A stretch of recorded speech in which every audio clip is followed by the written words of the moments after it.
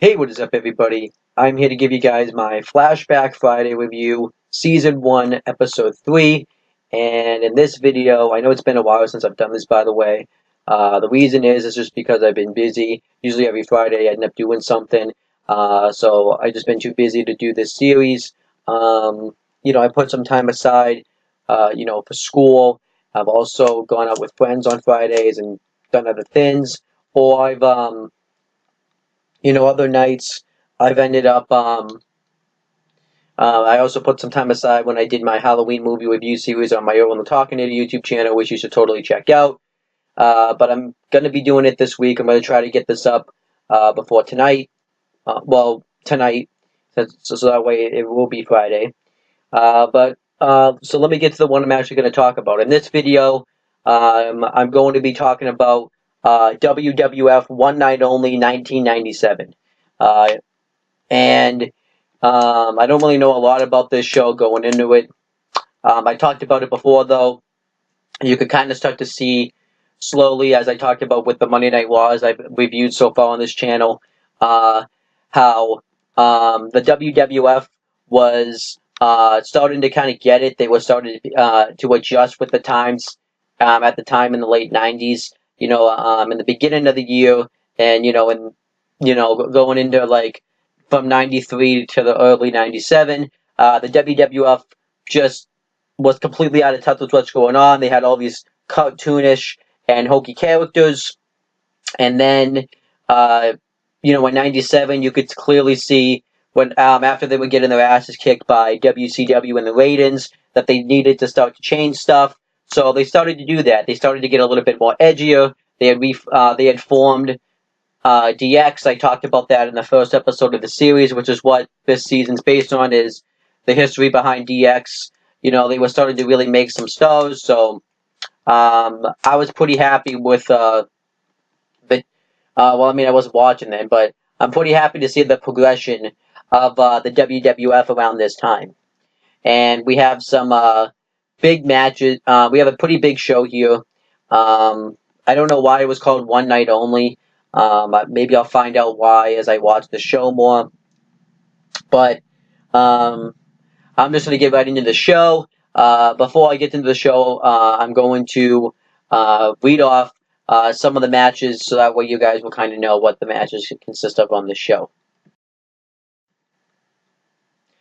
Alright, so now let me go into the match code.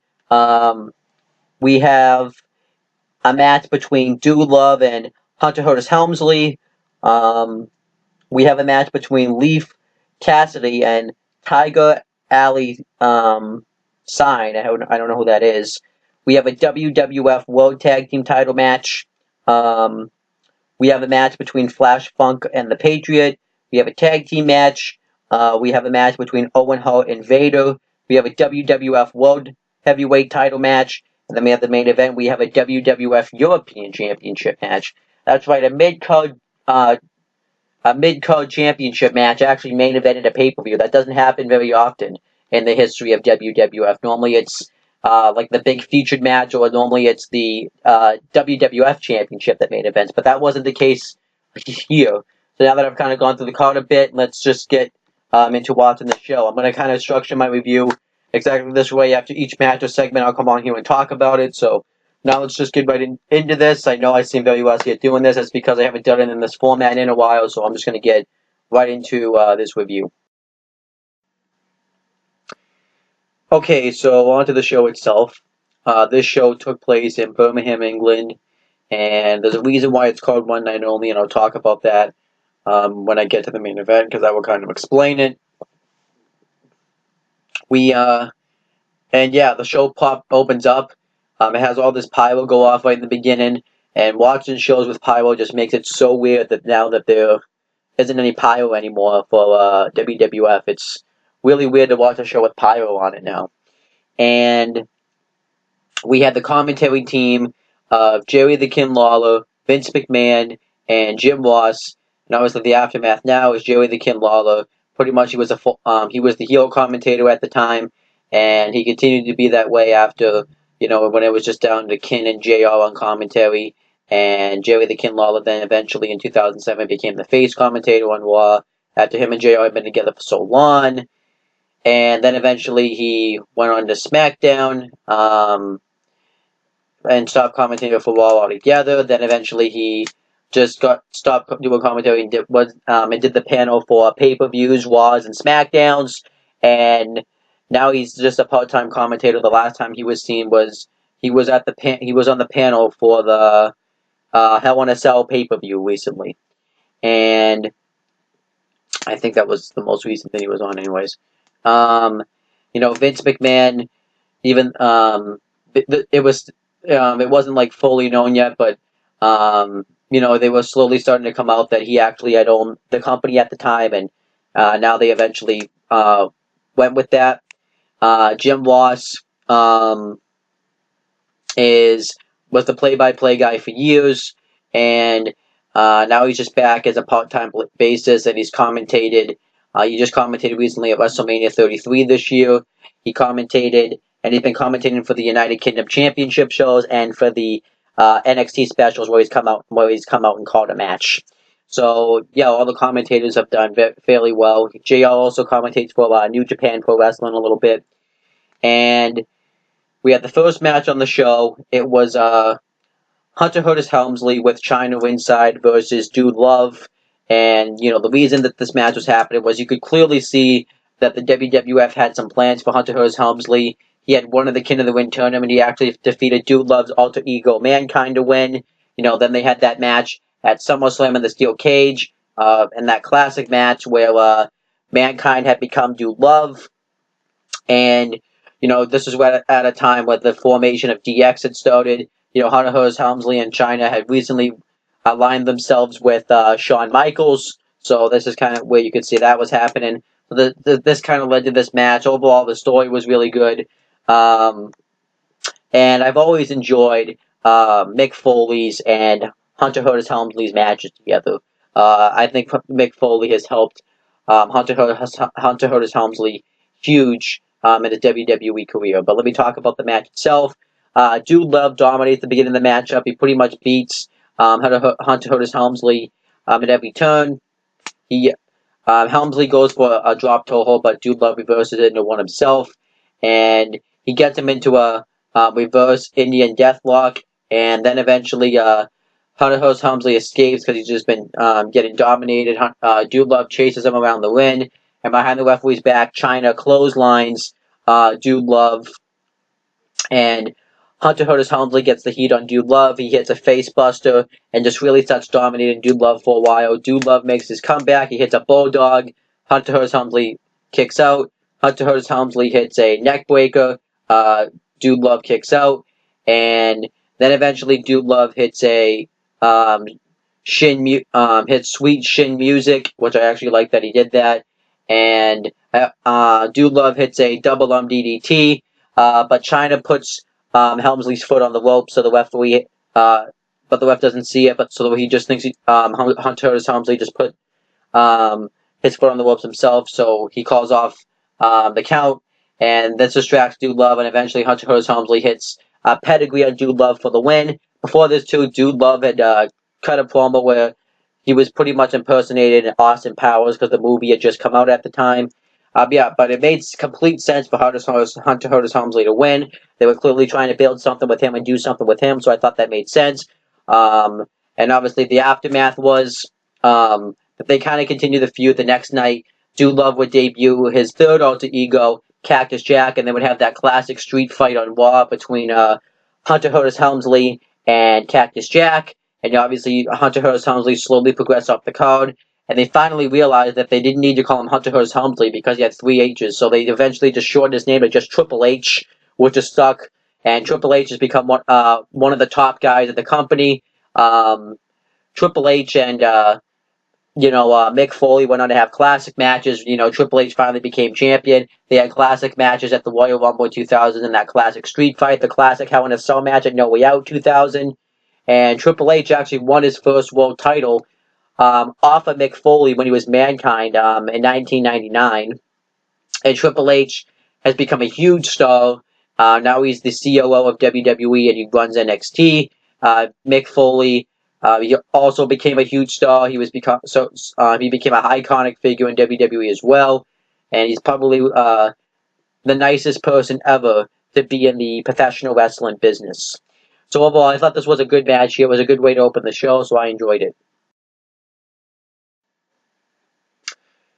All right, so next, fans get interviewed and absolutely want to win the European Championship match between Shawn Michaels and the British Bulldog. And pretty much everybody picks the British Bulldog since it's in England and he's from England, so it makes sense. Some people did pick Shawn Michaels, but whatever. I used to like that they did this. It's kind of what made the shows interactive when they would show fan interviews. So I wish they would still do that.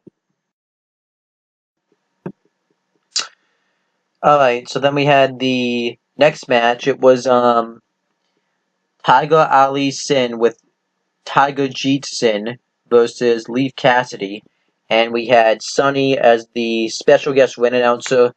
And they really tried to get Sonny over, and she kind of was over. She was over because she was hot, but that was the only reason she was over. Really wasn't much of a story behind this match.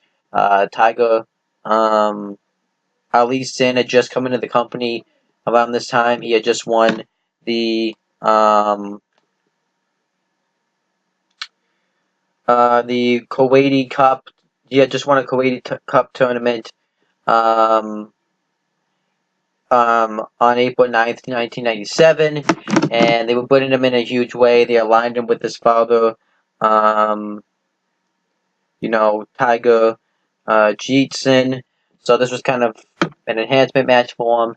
They pretty much just had a basic wrestling match, nothing really memorable, and Tiger Ali Sin won with the Ali Bomb, which was a crossbody off the top turnbuckle, and then that was it. And then afterwards, Sonny, pretty much hugs all the commentators. And yeah, as for the aftermath, Tiger Ali Sin eventually got repackaged as like a rich gimmick in the Attitude Era, and it was called Boombo, I think. Yeah, Bamboo. And Leaf Cassidy became Al Snow, and Al Snow, I believe, I don't know exactly where he is right now, actually. But obviously everyone knows Al Snow. He did the head gimmick. He has been to TNA a ton of times. And at the moment, he just recently left TNA. He left TNA on June 19th, 2007. And I don't know what he's doing right now. I think he's just doing indie stuff. And yeah. And Tiger Jet Sin is doing indies. And Sonny did everybody, and she just recently went to the Hall of Fame in 2011, and she looks disgusting now. And I forgot to mention what China is. Unfortunately, China separated from Hunter Hearst Helmsley after he ended up having an affair with somebody else. So, at least speculation, anyways. So they were never in good terms again. China kind of went into a downward spiral, but China became one of the most influential women of the business. She was the first woman ever. She wrestled guys. She was the only woman to hold the Intercontinental Championship. She was the first ever woman to wrestle in a Royal Rumble match, and eventually she ended up leaving the company. She just recently did a stint in TNA, and then she just ended up passing away earlier last year, which is sad. But yeah, overall, that's where everybody is. This match really was average. It was just a basic match.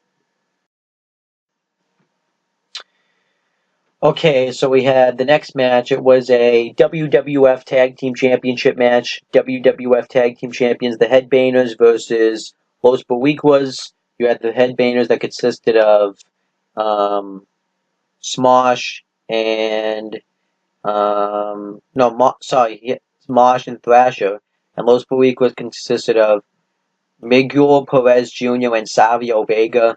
The reason why this match was happening was you had the Headbangers, who had won the WWF Tag Team Championship at the last pay-per-view, In Your House Ground Zero, and Savio Vega had won a triple threat faction match to earn Los Barricas an opportunity at the WWF Tag Team Championships. That kind of brought us to this matchup.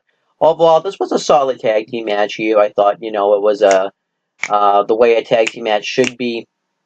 Los Barricas attack the Headbangers before the match starts. At the Headbangers dominate the matchup in the beginning. Then Los Barricas get the heat on Thrasher for a long ass time, and anytime Thrasher tried to go for a tag, they would take cheap shots at Moss. They would distract the referee and just completely cut off his corner. I thought they had some nice tag team psychology and some nice tag team moves in this match. And then eventually, Mosh gets the hot tag. He goes off on Los Barricas. He hits a running power slam, but before he can get the pinfall, I believe it was Savio Vega broke it up, and then eventually Mosh hits a West Coast pop off the top onto, I think it was Perez Jr. for the win. Overall, I thought this was a solid tag team match, and as for where both teams are, the Headbangers, they worked all over the world. They eventually went on to drop the WWF Tag Team titles at In Your House Bad Blood, and then eventually they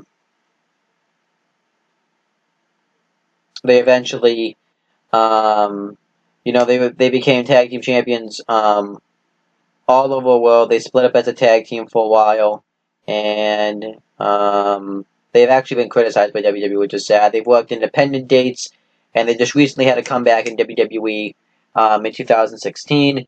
So they're still actually going strong. They're not, and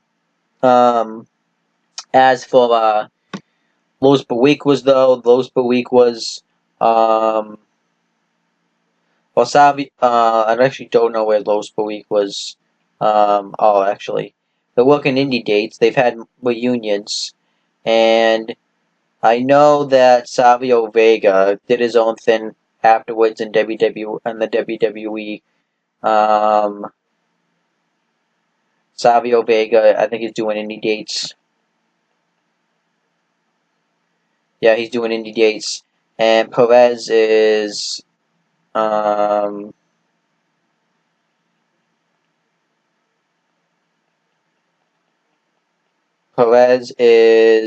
also working indie dates. So, and Los Barricas will go on to grow and gain more members as well. But overall, this was a solid tag team match. This was kind of at a time where tag team wrestling really wasn't all that great. They had a lot of teams, but they had a lot of bad teams like the Headbangers weren't a bad team, but it was kind of like a team that didn't really connect with the audience. I thought the Headbangers connected, but yeah, teams like Los Barricas, this was at the time when they were trying to outdo the factions, so the WCW was doing NWO. So the tag team division around around this time wasn't the greatest. It was fine, but nothing fantastic. Okay, so next, Jim Ross interviews the British Bulldog and asks him about his European Championship title defense coming up against Shawn Michaels. I'll get into the build-up of that feud later. The British Bulldog talks about how he's happy to be home, and he talks about all his family members that he has out there. He dedicates this match to his sister, who was suffering cancer, has been in and out of the hospital twice. And he talks about how he's lost 28 pounds to prepare for this match, and Shawn Michaels is faster and more agile than him. And he talks about how this is the biggest match of his career. So overall, I thought this was a fine interview segment, and this kind of makes me a little bit mad watching this, and when I talk about the main event, you'll see what I'm talking about. Next match was Flash Funk versus the Patriot. Not really much of a reason behind this match. It was just two guys having a match. I never understood why they bring Too Cool Scorpio in from ECW. He's a pretty big guy in the mid-card. Why they made him Flash Funk. It was clearly Vince McMahon trying to send a message because Too Cool Scorpio came from a different company, so they wanted to bury him. Don't know why they do that, but they do. This was a pretty solid match here. The Patriot was also huge. coming out of his feud with Bret Hart for the WWF title and stuff like that. And he actually got a mixed reaction here because they were in England and he was a USA Patriot type of character. So the Patriot pretty much got booed for having pride in his country. So that's great. Overall, solid match. Flash Funk hits an insecurity. The Patriot hits a shoulder block from the top turnbuckle, and they both exchange roll-ups. They both exchange, Flash Funk hits like a splash from the top rope. Eventually, he goes for the his finisher, which is like a 450. The Patriot moves out of the way and hits the Uncle Slam for the win. Fine, decent match. The Patriot is obviously, I've mentioned before that he ended up having to retire because of back problems. We later find out that he was addicted to steroids and everything.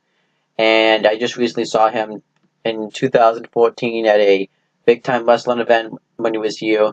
And Flash Funk left shortly after this because he was sick of the way he was treated. So he went back to ECW, and Flash Funk, I think, is working Indies, or I think he might be retired. I think Flash Funk's working Indies, so that's where both superstars went. Okay, so next match was a tag team match. It was the Godwins versus the Legion of Doom.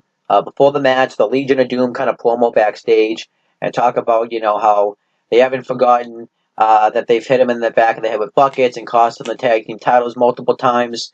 So they're going to use that and beat them tonight to propel them to becoming the next WWF Tag Team Champions.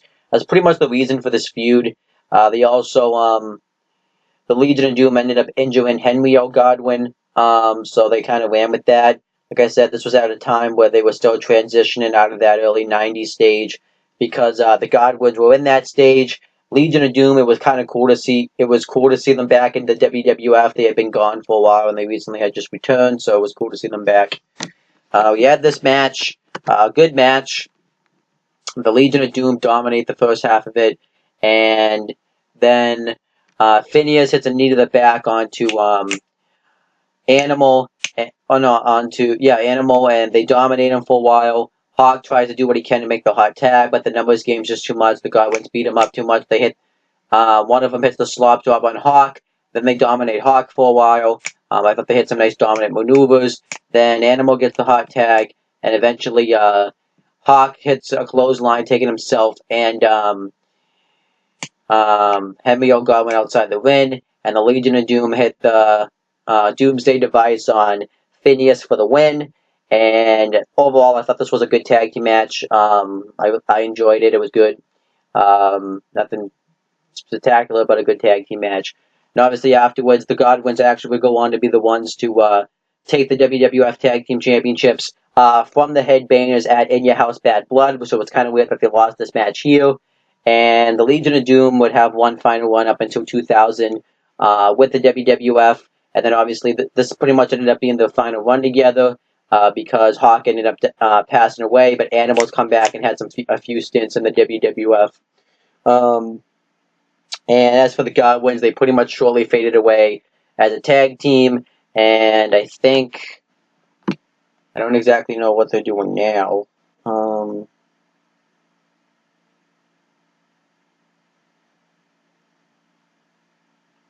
I think they're doing indies. Yeah, they worked some indie shows. They worked a Deep South Wrestling show in 2006, and they've been doing some indie shows. I think they haven't really done much since then. So overall, though, a good tag team match. Okay, so next, Jim Watts interviews Ken Shamrock, and he had an injury. He had gotten injured doing a Intercontinental Championship tournament match against Farouk, so he wasn't able to compete. He was supposed to face Owen Hart, but it didn't happen because of his injury. So we talked about the seriousness of his injury, and he says if it was up to him, he would be competing anyways. Billy Gunn comes out and talks shit to him, pretty much says that there's no way that he's the toughest man in the world because he used a stomachache as an excuse. And he talks about how he was how Ken Shock ambushed him. He slapped Ken Shamrock in the face. Ken Shamrock puts Billy Gunn on the ankle lock. He taps out and leaves. This was badass. I loved this. It was great. I loved the way Billy Gunn was booked in the WWF. He was obviously coming in. He had been a UFC fighter, and this was back at a time when, ironically enough, wrestling was more popular than UFC. So it fit, and Ken Shamrock, they booked him like a badass. He came in at WrestleMania 13, and they booked him like an absolute badass, and I loved it. And he became a pretty decent sized star. Billy Gunn obviously went on to become a pretty big figure. He went on to eventually join DX. He's had a few stints. He was Mr. Ass Billy Gunn. He's been Hardcore Champion, Intercontinental Champion. I might have it reversed. I don't know. He could have been both. And he's been in a ton of tag teams. You recently just saw him compete at my local indie show, Big Top World Promotions, which was really cool. And as for Ken Shamrock, he would eventually win the Intercontinental title. He won the King of the Ring. He became a huge star, and he never really became WWF champion because he ended up leaving the company like around mid-1999. So, and he went back to fighting and stuff. So, overall, both guys benefited from this. I liked it. It was good. It was just great. Okay, so next, Bret Hart gets interviewed, and Bret Hart talks about, how he's going to defeat the Undertaker tonight. And he's going to do everything that he can. He talks about how the fans love him. He talks about how tonight he feels like he's fighting with home field advantage, even though he has to deal with anything. He said that he's not going to go into this match thinking the worst is going to happen, and that Vince McMahon, who was asking these questions, thinks that Bret Hart's being delusional, thinking that the fans like him because they were booing him. And he asked him if the fans, and Bret Hart then talked about, well, the fans need to learn again to like me. Great promo. This was obviously coming off of the best run that Bret Hart probably ever had in his WWF career, and probably in his career in general, when was this run in '97. Like I talked about before, even though he was wrestling Taker on the show, what sucked about his title reign was he didn't really have a lot of viable opponents. It was really just Taker and Shawn Michaels. The Stone Cold Steve Austin. He probably would have faced Bret at some point, had been out because of that neck injury. The Rock wasn't a main event player yet, so he didn't. And Triple H obviously was still an up and comer. So what sucked about this title reign was Bret didn't have a lot of opponents to face, and that's kind of the WWF's fault for not making enough stars, and also just wasn't the right circumstances. So yeah, good promo. I will talk about more about this build-up when I get into this review, further into it anyways. Okay, so the next match was Vader versus Owen Hart. There really wasn't much of a build-up behind this match. It was pretty much Vader was a replacement for Ken Shamrock in this match, so that's kind of why this match was happening. And this was interesting here. Now, obviously, I'm still kind of pissed about how bad the WWF have screwed up with Vader. Not completely the WWF fault. Shawn Michaels uses backstage politic and power. Move, you piece of shit. And Vader was supposed to have won the WWF title at SummerSlam 1996, and then obviously because of Shawn Michaels, it didn't happen, and then he just slowly declined, and you could clearly see that the decline was here. He was a huge star coming from WCW. This is the exact same thing that happened when Too Cold Scorpio came to the WWF. It's stupid. But Vader was worse because Vader was a big main eventer in WCW. And they probably could have, and WWF could have beaten WCW in the ratings sooner had they maybe had or at least been on par with WCW. Maybe if they had Vader win that title at SummerSlam. But if I ever review SummerSlam '96, I will be that will be a main talking point. But anyhow, like I said, we had this match. But like I said, an interesting thing that happened. Vader had recently turned face. They got him away from Paul Bearer because Paul Bearer was in the works or something else. He was going to have a new client. And Owen Hart, so he had just turned face. Owen Hart was a heel at the time. They had reformed the Hart Foundation, so the British Bulldog, Bret the Hitman Hart, and Owen Hart had all reformed the Hart Foundation along with the other members of the Hart family. And so Vader and Owen Hart both, Vader was the face, Owen Hart is the heel. But then the match happened, and Vader they did like a little bit of a double turn heel. I know it wasn't a full double turn. I think it was just where the crowd that they were working in front of, because they were in England and everyone, I think they realized they were going to like Owen Hart. They weren't going to like Vader. Vader kind of started to work the match as the heel, and Owen Hart worked the match as a babyface. It's kind of cool. And you had, but this match I thought was really good. I thought this match was a perfect big man versus little man match. You had Owen Hart in the beginning, trying to do everything he could to take out Vader. He went for the sharpshooter a ton of times. He hit a drop kick, a crossbody. I thought Owen Hart, hit some nice quick offense. You have Vader constantly cut down Owen Hart. He hits a Samoan drop onto Owen Hart, and he gets him in a Fujiwara armbar. He hits an elbow drop on him, and he really dominates Owen Hart.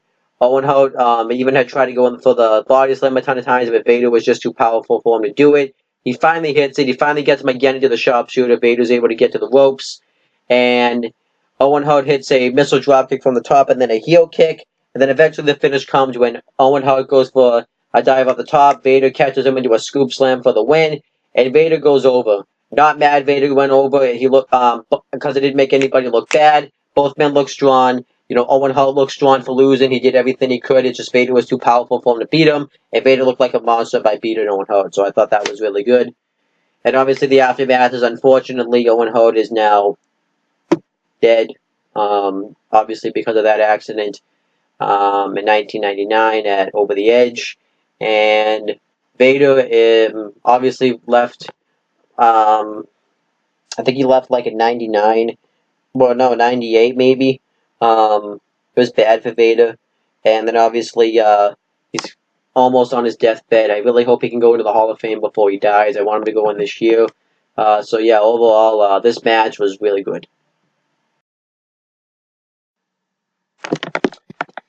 Okay, so next was a WWF Championship match. WWF Champion Bret the Hitman Hart versus The Undertaker. Before the match, The Undertaker had cut a promo talking about how Bret Hart has one night only to prove to The Undertaker that he's a true WWF champion, because tonight there's no way out for Bret Hart. He doesn't have Shawn Michaels out there to hit him with the chair, and he has to beat The Undertaker fair and square. I thought Undertaker cut a very good promo. This match obviously was being built, as I mentioned. Bret Hart was on the verge of like the best run of his career. He was pretty much having it. He had the best match at WrestleMania 13. He was cutting great promos. He had turned heel. He had that great double turn with Stone Cold Steve Austin. And Undertaker had won the title at WrestleMania 13. And then at SummerSlam, the two had a match for the WWF Championship where Shawn Michaels was the guest referee. And Shawn Michaels went to swing at Bret Hart and hit him in the head with the chair, but he accidentally hit The Undertaker, so Bret Hart beat The Undertaker to win the WWF Championship.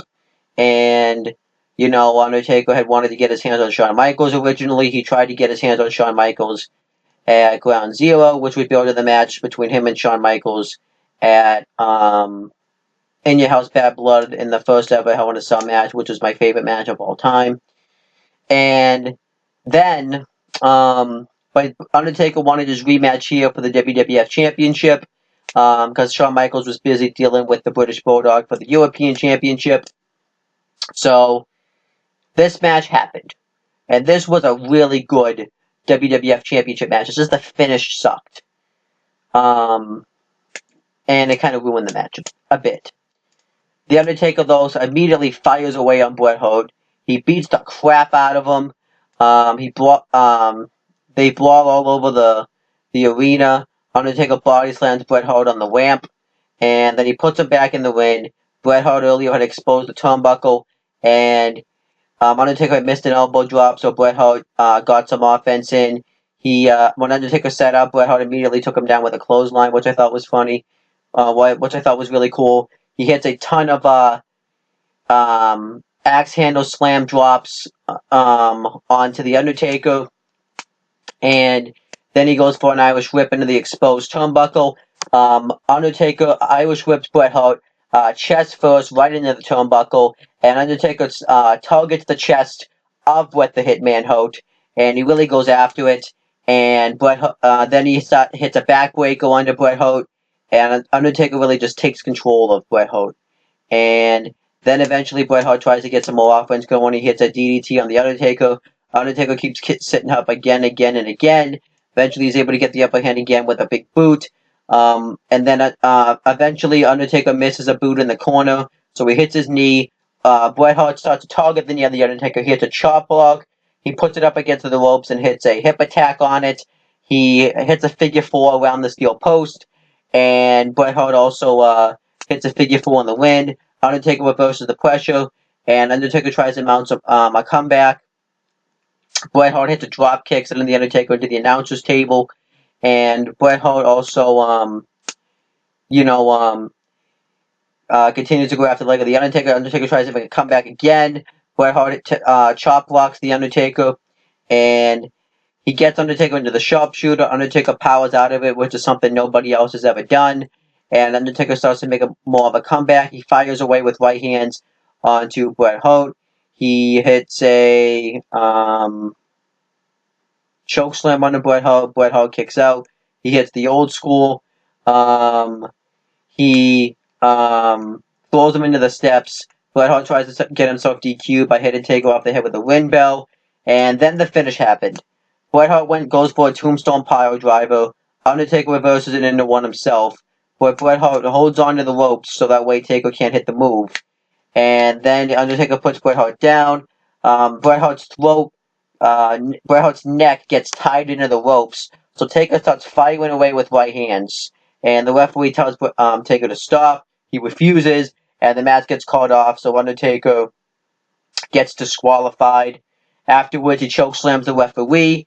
Then he chokeslams Gerald Briscoe, and Owen Hart came out to try to get Bret Hart out of the ropes. And Undertaker hits a awful looking chokeslam onto Gerald Briscoe. And afterwards, the ring announcer, Cherry Chaser, I don't remember what his name was. What I liked about this pay-per-view too was they really went all out with the theme of the show. So they had in England, a Britain ring announcer. They had people dressed up Britain. They had the show very dressed up like it was in England. The set looked like it was in England, which was cool. And we find Undertaker tries to go after the ring announcer, and then we pretty much find out that Bret Hart wins by DQ. But overall, I still thought this was a really good match. I guess they didn't want to have either Taker or Bret lose. They probably didn't want Bret to lose the title, even though after what happened at the Montreal Screwjob, you can make the argument that he should have probably lost the title here, because then you wouldn't have had to do the Montreal Screwjob, which I still am on the fence about whether or not that's a work or not. And then you have the Undertaker, who couldn't lose either because he was he was one of the top guys, so they just did this finish. Not a fan of this finish. I would have done something where Bret Hart cheats to win, while Shawn Michaels gets involved to really push that Undertaker feud. So that's just what I think. But overall, this was still a really good match. If you haven't seen it, definitely check it out. I heard too, when they released this pay-per-view on DVD, that didn't exist yet, on VHS, that Undertaker, this match was actually cut from there, except if you had gotten it, if you were in England or something, which was weird. And I have one of the first ever wrestling DVDs that I got was called the Tombstone History of the Undertaker or something. And this match is actually an extra on that DVD, which I think is really cool. So I had actually seen this match a long time ago. And obviously the aftermath, Bret Hart would end up leaving the company, and after Survivor Series, after the Montreal Screwjob, and Undertaker and Shawn Michaels would go on to have that favorite match of all time in the Hell in a Cell match. Taker and Michaels would go on to have a match for the title at the Royal Rumble. Shawn Michaels ended up retiring in 1998. Taker continued to wrestle, and he retired in 2017 of WrestleMania 33 this year. Bret Hart went to WCW. They fucking dropped the ball with him. And then eventually he had the stroke. He had that concussion on WCW, so then he ended up having to retire. And then eventually he came back in 2010 and blew off the Montreal Screwjob with Vince McMahon, because Vince McMahon had become the #1 heel in the company in '97. And then He had a terrible match with Vince McMahon at WrestleMania, and then he's pretty much under a Legends contract. And Shawn Michaels ended up, I'll just say right now, ended up coming back, and in 2002 he was the best. It was the best run of his career, and he had a great run from 2002 to 2010, and he retired at WrestleMania 26, ironically enough, against The Undertaker. So all these guys had connections with each other. So overall, like I said, really good match. These were two great stars of this time, and these two guys really hold down the fort when it was getting bad for the WWF when they were going up against WCW. So I thought this was a really good match. Okay, so then we had the main event. It was a European Championship match. European Champion, the British Bulldog versus Shawn Michaels. For the match, Shawn Michaels cuts a promo, and he talks about how he's going to be the first ever Grand Slam champion, and he's going to do it right in front of the British Bulldog's family. It was a good promo. And I actually like how he actually came out, like, making his entrance feel like a big deal. And then when he comes out, he actually drops the British Bulldog's action figure. The storyline behind this match pretty much was pretty much that, was Shawn Michaels wanting to be the first ever Grand Slam champion. It was someone that nobody's ever accomplished before, which isn't that big of an accomplishment now because everybody can accomplish that now because there's so many damn titles. But but Shawn Michaels had held every belt but the European title because it was a new title then. And the British Bulldog had won this belt all the way back at in England back in March, and the British Bulldog pretty much was the heel. But since they were in England and they were in front of his hometown, he was obviously going to be over huge as a babyface, so he was the babyface for this night. And they had history before. Shawn Michaels had defeated the British Bulldog back in 1992 for the Intercontinental Championship. And obviously, this is pretty much used as a plot device to get to Shawn and Bret at Survivor Series. They were just kind of stalling for time. But this match was really good up until the finish. The British Bulldog comes out with his family, his sister who's got cancer, who he dedicated this match to, like I talked about. Remember that. The match was really good, though. This would have been a perfect match, actually, if it didn't happen this night with these circumstances. But the British Bulldog dominates the first half. A couple of spots I like was when they locked up and Shawn Michaels actually went up on the top turnbuckle, and British Bulldog just threw him down. I thought that was really cool. When the British Bulldog hits a Gorilla Plus Slam and he just holds Shawn Michaels up there for a while, the British Bulldog clotheslines Michaels and he lands right on the outside. And the British Bulldog pretty much just dominates Shawn Michaels throughout the beginning of this matchup. Eventually, ravishing Rick Rude, who was Shawn Michaels' insurance policy at this time, because this was when they were slowly reforming DX. More slowly forming DX. I shouldn't say reforming. Comes out and he causes a distraction, and Shawn Michaels attacks the British Bulldog, and ravishing Rick Rude throws the British Bulldog into the steel post. Shawn Michaels dominates him for a while. He works over the injured shoulder of the British Bulldog, and he hits elbow drops and neck breakers and a DDT. He goes for the sweet chin music. The British Bulldog's able to fight out of it. Then Hunter Hearst Helmsley and Chyna make their way down to the ring, and Shawn Michaels hits two elbow drops. The British Bulldog goes for his power slam, and ravishing Rick Rude holds onto his leg so he can't do it. The British Bulldog hits a spine buster, and eventually the British Bulldog fights with Shawn Michaels on the outside. He clotheslines Michaels and himself over the top turnbuckle. He takes out Hunter Hearst Helmsley, and he goes for the power slam, but Bulldog slips because he slips off the matting on the floor, and Shawn Michaels hits a sweet chin music on him. Helmsley, Chyna, and ravishing Rick Rude stomp away at Bulldog while the referee is not looking. Hunter Hearst Helmsley hits a pedigree on the floor, and then Shawn Michaels puts it back in the ring, gets him in the figure four, and he's got him in this move forever.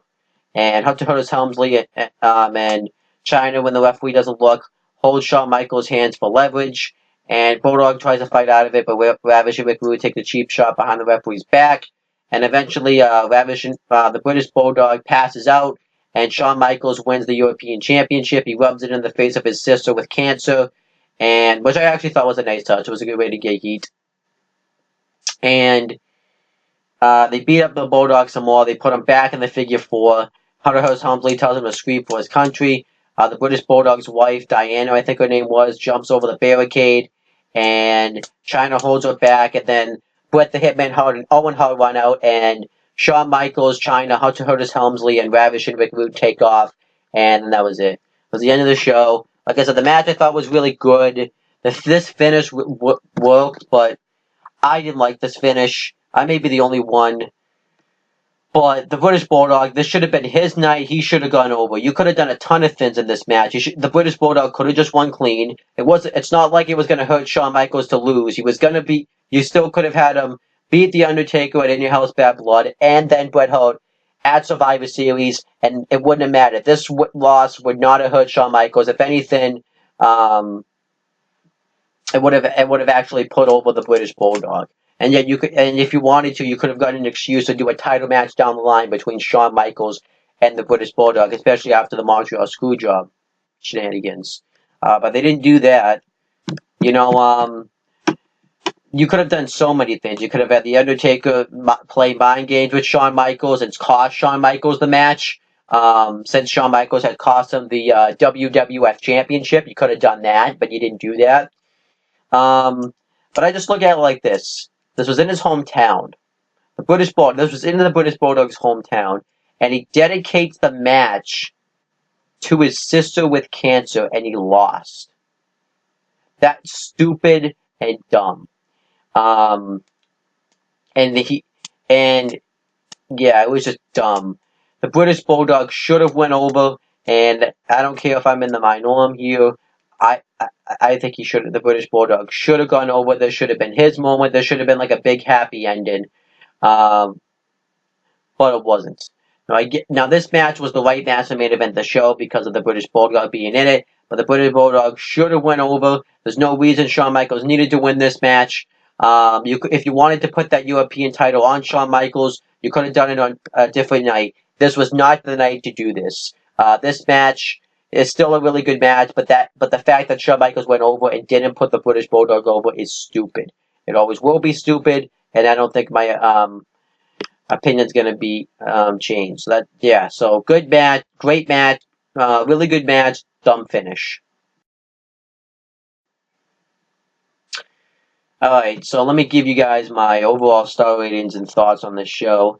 Ironically enough, I was actually doing some research. I found out this show only aired in Canada and England. They didn't air it on pay-per-view in the United States. You have to get buy it off VHS, and they actually utilized it for Bret Hart's heel character, which I thought was clever.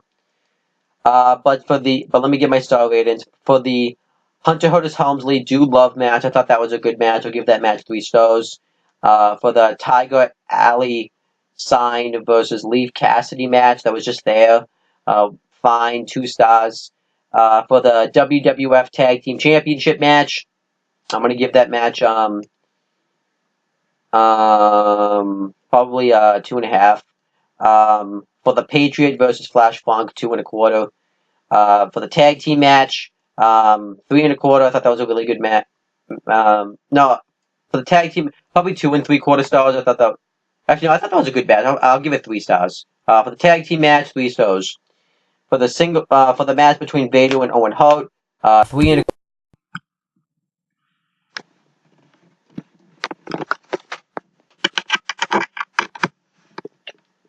And then for the WWF World Heavyweight Championship match, 3.5. And then for the European Championship match, 3.75. I'm going to repeat them because I had a lot of interruptions. So for Hunter Hearst Helmsley and Dude Love, I'm giving that match 3 stars. For Tiger Alley Sign versus Leaf Cassidy, 2 stars. For the WWF Tag Team Championship match, 2.5. For the Patriot versus Flash Funk, 2.25. For the tag team match, 2.75, and for the for the tag team match, 3 stars, and for Vader versus Owen Hart, 3.25. For the WWF World Heavyweight Championship match, 3.5, and then for the European Championship match, 3.75. Overall, this is actually a good show. You could totally see that the WWE was starting to make things were starting to come together for the WWF at this time, and it's actually a good show. It shows progress with the WWF. They were starting to really get things right, and it was good. Had good matches. It had good storylines, and I thought the show just flowed very well. I got a little worried because I would say like that first hour where it has between like the um, Tiger Alley sign versus Lee Cassidy, until the Patriot versus Flash Funk. The show gets a little bit worrisome, but it's got it's got some future stars like Hunter Helmsley. Um, you know, um, it sets up a lot of future angles, and I think that it's just a really good show. I actually didn't mention where the British Bulldog went from the show. Now that unfortunately he's passed away, but I think this was like his last one with the WWF, and he didn't really do much else after this. He had one final one like in '99, and then unfortunately passed away. But anyhow, overall, I think this is a really good show. I'll give it, well, I think it's a good show. I'll give it a 7 out of 10. I definitely would recommend it. But that's pretty much it, guys. Thank you guys for watching this video. Please make sure you guys like, comment, and share this video so people watch it. Make sure you guys subscribe to my CM Brothers Owen the Talking Nature on this channel as well for more content. And click on the bell so that way every time I upload a video, you guys will get a notification for it. That's pretty much it, guys. Talk to you later.